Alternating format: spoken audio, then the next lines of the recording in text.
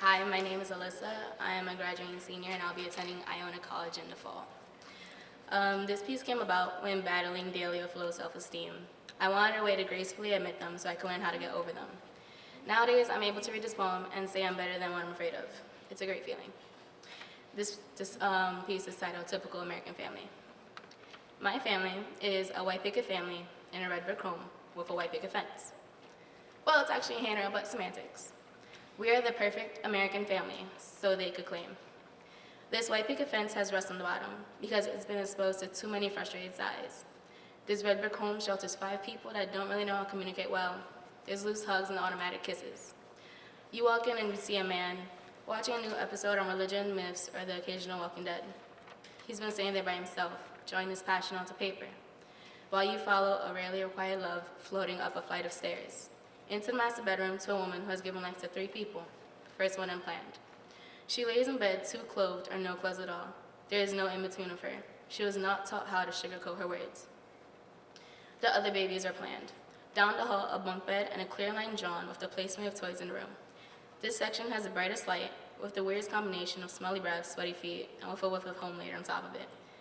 Because they have not figured out that this room will not always be home. But she's figured it out.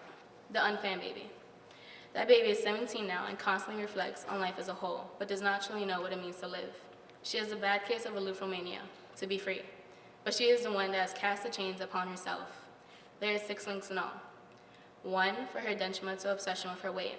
Once a month, the thought of starvation seems so enticing to her she almost follows through. 1 for her secret belief of worthlessness.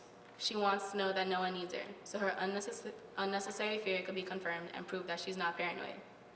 1 for her desire to be yearned for. She needs to be needed so bad that she's willing to just be wanted. She is willing to give everything when she knows nothing will be returned. 1 for her words that betray her, by allowing her to use them to tell her story in between the words throat and strangle, which means there are no words at all, since there is no breath to use them. 1 for her sickness of the too nice-itis, where she sacrifices herself to make others happy, consciously so, but it lets her have reason not to be happy. Because she's learned happiness is dangerous, she has learned to thrive in the dark and to revel in pain.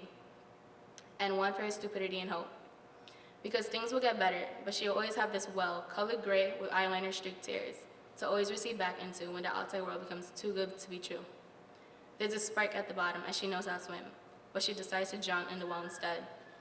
But you are not allowed to see the inside of this house. You are not permitted to understand how this family resides. So you are shoved out the door because you have seen too much.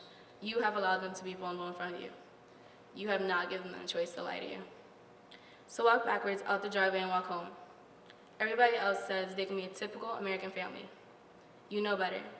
But you'll pretend you know nothing but this so-called truth because you're afraid if you tell, that girl, she'll make sure she reaches the spark, and she'll make sure to permanently snuff it out.